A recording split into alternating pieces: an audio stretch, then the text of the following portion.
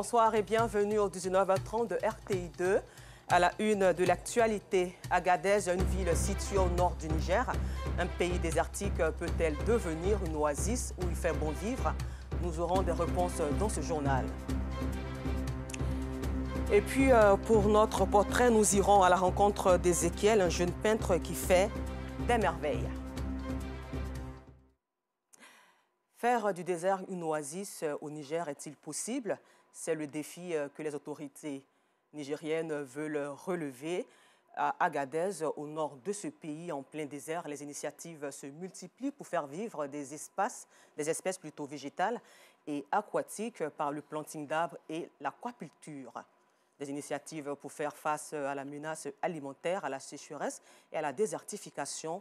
Nous reviendrons plus tard sur ce reportage de Bintou Pekele, envoyé spécial au Niger. En culture, le Musée national du costume de la ville historique de Grand Bassam se dote d'infrastructures pour recevoir plus de monde. Avec un appui en matériel divers d'un montant global de 45 millions de francs CFA, l'ambassade des États-Unis se positionne ainsi comme un partenaire clé du musée. En présence du ministre de tutelle, l'ambassade des États-Unis a donc remis officiellement ses équipements. Nous y reviendrons aussi dans ce temps d'information. En religion, les fidèles chrétiens catholiques d'Elinzoué, village situé à 20 km de la ville de Bongouanou, chef-lieu de la région du Moronou, ont célébré tout récemment une messe d'action de grâce. Cette messe a pour objectif de rendre gloire à l'Éternel Dieu pour un fils qui a été ordonné prêtre du diocèse de San Pedro. Une véritable fierté pour ces villageois. Georgette Ido Fofana nous fait le compte-rendu.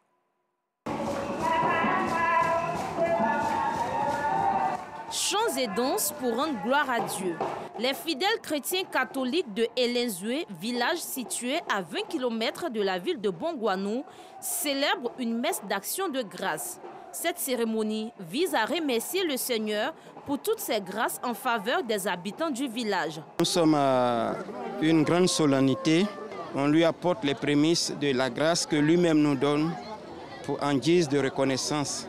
Une occasion pour les habitants d'Elinzoué de célébrer un fils du village récemment ordonné prêtre au diocèse de San Pedro. Je suis vraiment très heureux de célébrer la messe dans mon propre village, pour rendre grâce à Dieu. J'ai choisi cette fête parce que, comme vous le constatez, la chasuble, j'ai pris la chasuble mariale et la Vierge Marie est pour moi un modèle de vertu, de foi. Un prêtre est une personne comme toute autre personne, avec ses joies, ses espoirs, ses espérances, avec ses forces, mais aussi avec ses faiblesses. Aujourd'hui, le frère il est arrivé pour nous faire sa première messe de grâce. Ça nous met la joie au cœur parce que c'est une histoire de Dieu. Et je ne sais, les mots me manquent. Offrandes et prestations de chorale ont aussi meublé la cérémonie.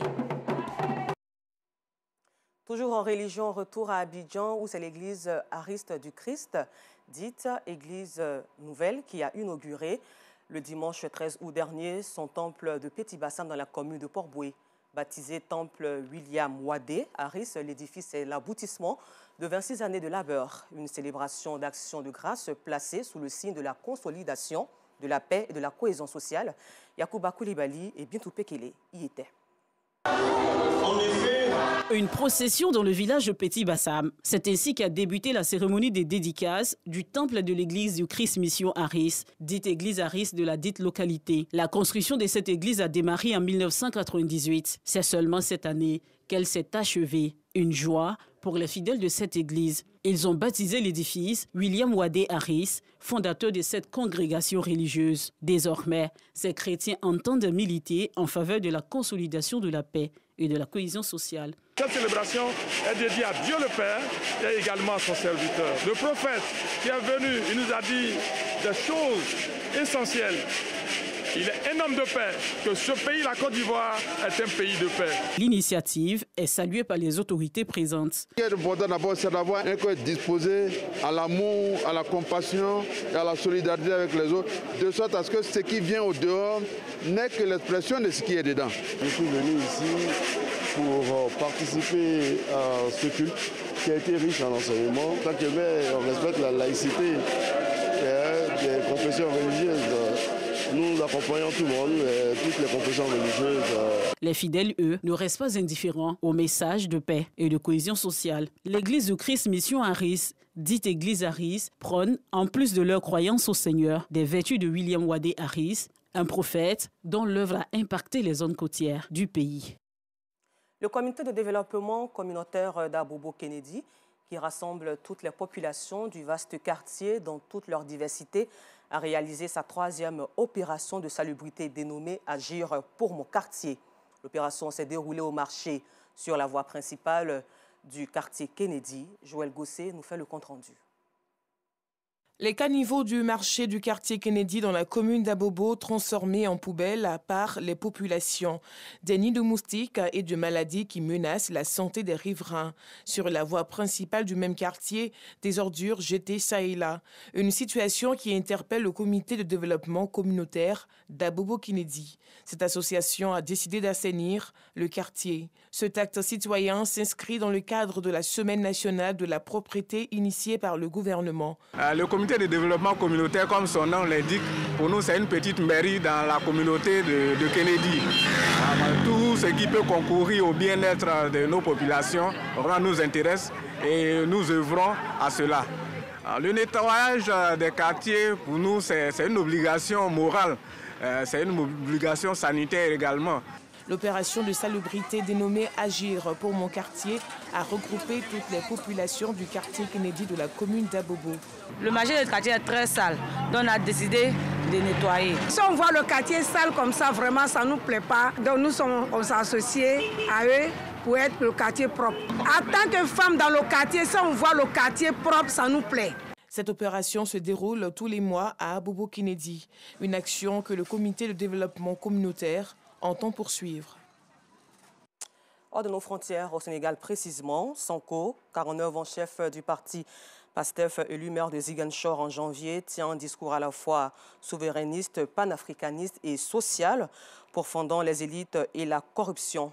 Il pilonne ainsi l'emprise économique et politique exercée selon lui par l'ancienne puissance coloniale française et les multinationales. Défenseur des valeurs religieuses et traditionnelles, tranchant par son âge avec une grande partie de la classe politique, à l'aise dans les médias, l'ancien inspecteur des impôts à la rapide ascension politique jouit ainsi d'une grande popularité parmi les jeunes, dans une population dont plus de la moitié a moins de 20 ans. Ces détracteurs dénoncent ainsi en lui un populiste n'hésitant pas à souffler sur les braises sociales. Il est depuis 2021 sous le coup d'une inculpation pour viol présumé et il est depuis 2021 sous le coup d'une inculpation présumée pour viol. Sa mise en cause avait donc contribué à plusieurs jours de meutes meurtrières, de pillage et de destruction. M. Sonko crie donc à la machination du pouvoir. Et puis en Algérie, les médias locaux dénombrent 38 morts et plus de 200 blessés. Alors que le bilan ne cesse d'évoluer, plus de 1800 hectares de broussailles et 800 hectares de forêt dans 14 départements du nord du pays ont été ravagés par les flammes qui ont envahi aussi bien les forêts que les villages. La situation est inquiétante et plus de 300 familles ont été contraintes de fuir leurs maisons. Sur les réseaux sociaux, des photos montrent des habitants encerclés par les flammes et fuyant les feux qui se propagent encore et encore.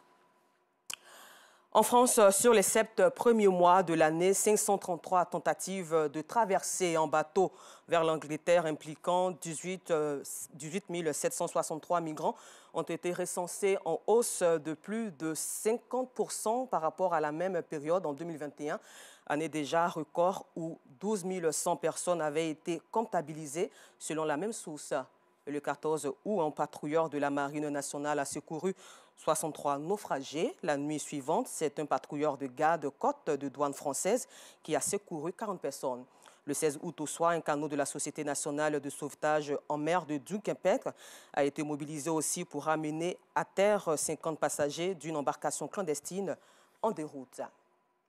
En Afghanistan, une explosion qui a frappé mercredi soir une mosquée du nord-ouest de Kaboul a fait au moins 21 morts et une trentaine de blessés, selon le bilan de la police. Cette attaque intervient près d'une semaine après la mort d'un dignitaire religieux taliban et de son frère tué dans un attentat suicide dans une école coranique de Kaboul. Des attentats revendiqués par le groupe État islamique qui vise principalement des minorités religieuses, afghanes, chiites, soufis, mais aussi des talibans. Place au portrait du jour.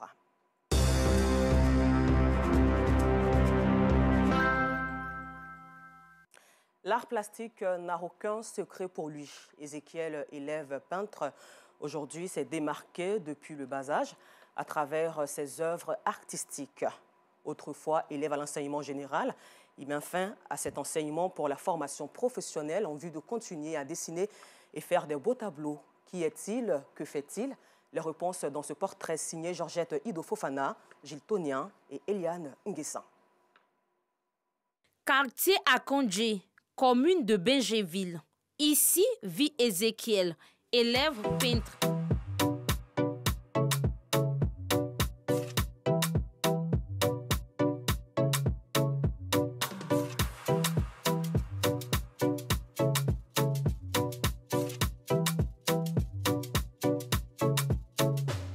Âgé de 19 ans, son amour pour l'art plastique débute dès le bas âge.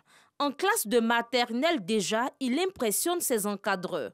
J'ai commencé à dessiner depuis la classe de la maternelle. J'ai commencé à dessiner avec des feutres sur des rames. Arrivé à l'école primaire, j'ai commencé à... Bon, quand le professeur donnait des schémas à coller, bon, moi je les dessinais directement. Pour commencer déjà, je crayonne d'abord. Je finis de crayonner maintenant. Je lui fais un fond. Après le fond maintenant, j'essaie de suivre le crayon. Je fais de suivre le crayon et bon, apporter un peu quelques idées. Après son admission au BEPC, il abandonne l'enseignement général au profit de la formation professionnelle. Ézéchiel passe ainsi le concours d'entrée au CTAA, Centre technique des arts appliqués de Benjéville. Je suis arrivé au collège, je suis allé faire la plastique. Après, bon, la plastique aussi. Bon, il était BPJ, bon, pas pour me vanter, mais il était le meilleur là-bas. Mon professeur de la plastique a essayé de voir mes parents. Je leur ai dit que bon, ce n'est pas la peine qu'il reste là-bas, mais il avait déjà le don en moi et tout. Et moi-même, déjà, je voulais laisser déjà l'enseignement général pour aller dans une école d'art. Ézéchiel est spécialisé dans l'expression picturale, une discipline qui consiste à traduire ses émotions ou sentiments sur un support. Dans ses œuvres, il met l'accent sur la situation des enfants défavorisés. Tout élève là-bas a le droit de choisir un thème et un sujet. Mon thème qui est le maths et mon sujet qui est le Goli. Je travaille actuellement sur le Goli. Ma plus grande passion est les enfants de la rue. Au moins pour essayer de toucher les autorités pour qu'ils puissent savoir qu'il y a des enfants défavorisés qui ont besoin d'aide. La photographie, comme la peinture, le dessin préparatoire impliquant la perspective, tout a un sens déterminé par la couleur. Ainsi, aucune utilisation de couleur n'est fortuite. Chaque couleur a sa particularité. On n'utilise pas une couleur parce qu'il faut utiliser. Voilà. Bon, déjà, sur le tableau, j'ai utilisé l'orange pour exprimer le sable. Parce que le Goli, quand il danse sur du sable. J'ai utilisé le rouge-noir parce que la tête du Goli est rouge-noir. Et puis bon, j'ai utilisé la couleur verte parce que le Goli a une tenue de couleur verte faite à base de rameaux tissés. Maintenant, j'ai utilisé le blanc pour essayer de faire sortir les personnages qui dansent. Ézéchiel tire son inspiration du silence de la nuit. Il parvient à faire plusieurs tableaux par jour. Déjà, pour faire un tableau, ça dépend déjà de mon inspiration. En fait. On ne se lève pas comme ça pour faire un tableau. Je suis inspiré, bon, je peux prendre au moins 2 heures de temps pour faire ce tableau-là. Voilà, comme si je suis en train de faire que je suis plus inspiré, bon, j'arrête immédiatement. Parce que si je persiste, bon, ça ne va rien donner. Terminé, les beaux tableaux sont exposés à la terrasse de ses parents. Bon, ça, bon, je l'ai fait bon, par rapport aux enfants de la rue. Voilà, c'était pour sensibiliser, pour dire qu'il y a encore des enfants en détresse qu'il faut s'en occuper. Et bon, ça parle d'un garage dans un quartier défavorisé. Ce tableau qui est la femme africaine. Voilà, la femme africaine qui représente un peu la femme lobby. Dans pays lobby, on connaît, on parle tresse. Donc, il a utilisé la technique du collage pour coller des bouts de sachet. Ézéchiel reste une fierté pour sa mère, qui invite les parents à accompagner leurs enfants dans leur choix. Je suis fière de mon fils. Je vais dire aux parents Il ne faut pas qu'on choisisse pour les enfants. Chaque enfant a son don. Nous, parents, on veut à tout prix que l'enfant fasse ce qu'on veut. Nous, au contraire, on a suivi la voie de l'enfant. Mais aujourd'hui, on ne regrette pas. Parce que de la passerelle de l'enseignement général à l'enseignement professionnel, il se retrouve. Il a tracé sa voie. Et il est à l'aise dans son élément, comme on le dit. Améliorer les conditions de travail d'Ézéchiel, c'est l'objectif de son père Kwaku.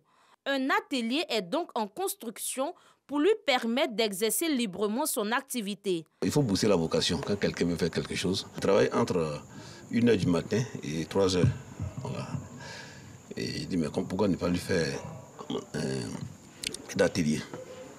Et comme je suis en plein chantier encore, j'ai profité pour faire un atelier qui est en voie de finition, voilà, pour qu'il puisse vraiment s'exprimer. Si Ézéchiel est une fierté pour ses parents, il reste un modèle pour son frère aîné. Dieu merci, il a eu sa voix. Moi personnellement, c'est une fierté pour moi de voir que, étant jeune, étant petit, il arrive à faire ce que d'autres de son âge n'arrivent pas à faire. Donc c'est une fierté, quoi. Le rêve de Ézéchiel, être un grand artiste peintre et faire des expositions lors de grands événements à l'international. Nous l'annoncions à l'entame de ce journal avec Bintou Pekele. Rendons-nous au Niger, précisément à Agadez. Agadez, dans le désert nigérien.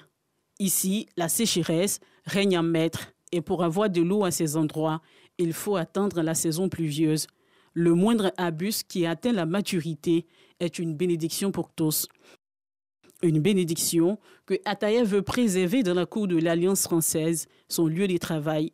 Il y a planté une centaine d'arbres, des arbres qui peinent à survivre. Nous, en tant que zone désertique, l'arbre est extrêmement important.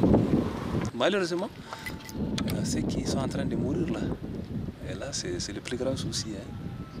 Il y a des arbres que j'arrose, tout à les arrosages, je remarque qu'ils sont en train de mourir aussi. Planter un arbre et le voir grandir reste un défi ici. Un challenge que les agents des eaux et forêts tentent de relever au quotidien. Il y a beaucoup de choses à faire dans l'environnement et beaucoup reste à faire. On fait quand même de notre mieux pour vraiment y pallier à cette désertification qui vraiment aujourd'hui est un vrai problème qui dérange vraiment toute cette ville-là. Et avec la sécheresse là qui nous frappe, il faut vraiment cette politique au niveau de la ville d'Agadez. L'eau, un trésor inestimable pour les populations d'Agadez. Sa quasi-inexistence a poussé par le passé la région à importer le poisson du Nigeria et d'autres pays voisins. Aujourd'hui, face à l'insécurité alimentaire, conséquence de la sécheresse et de la désertification, les initiatives se multiplient, au nombre desquelles l'aquaculture. Dans le village d'Atimik, à 13 km d'Agadez, l'on élève des poissons dans des étangs, avec de l'eau trouvée à 28 à 32 mètres de profondeur du sol, avec un réseau californien appuyé par un système de panneaux solaires et une motopompe. Quand on fait tout ça là, il y a une couche végétale qu'on pose. Et après, on fait des petits nids. C'est bien bétonné et ça a vraiment respecté toutes les normes. Et vraiment, on a créé l'environnement pour l'élevage de ces poissons. Les poissons ici, on en a au moins 1000. Les silures sont plus résistantes que les autres espèces. Donc, c'est le cas. On a fait des étangs de 63 mètres carrés avec une profondeur d'environ 4 mètres de profondeur. Avec les silures, on n'a pas trop de problèmes. Une idée à étendre aux 15 communes que compte la région d'Agadez, où seulement 12 promoteurs pratiquent l'aquaculture. À 1000 km d'Agadez, nous retrouvons à Niamey des promoteurs venus des différentes régions du Niger. Ils sont en formation. Parmi eux, le propriétaire des étangs de celui à Agadez. Venons tout juste de bénéficier d'un appui. Le tout s'élève à 58 200 000 francs, qui va nous permettre de développer de manière assez significative l'activité que nous menons. Avec ses volontaires et hommes d'affaires, c'est une politique d'autosuffisance alimentaire lancée depuis plusieurs années par la République du Niger et suivie par la direction de la pêche. L'aquaculture, le défi aussi est énorme pour pouvoir booster, parce que c'est jeune, c'est un peu nouveau par rapport aux autres pays quand on parle de l'aquaculture. Et nous voulons que chaque village, le plus loin reculé, qu'il produise du poisson à travers l'aquaculture. Sur le fleuve que vous voyez, nous avons à peu près 121 espèces de poissons. Aujourd'hui, on ne retrouve qu'à peu près 98. Ça veut dire que c'est en train de se dégrader. L'opportunité que l'aquaculture donne actuellement, elle n'est pas offerte avec ce changement climatique au niveau de l'agriculture et de l'élevage. Il faut que les familles trouvent du poisson à manger. Voilà le défi qu'on veut relever. Et aussi, ça va booster l'économie de communautés rurales à travers ce développement de l'aquaculture. Des actions de sauvegarde de l'environnement qui vont répondre aux défis du changement climatique et celui de la dégradation de l'écosystème aquatique, mais aussi... Merci et bonne suite de programme sur RTI2.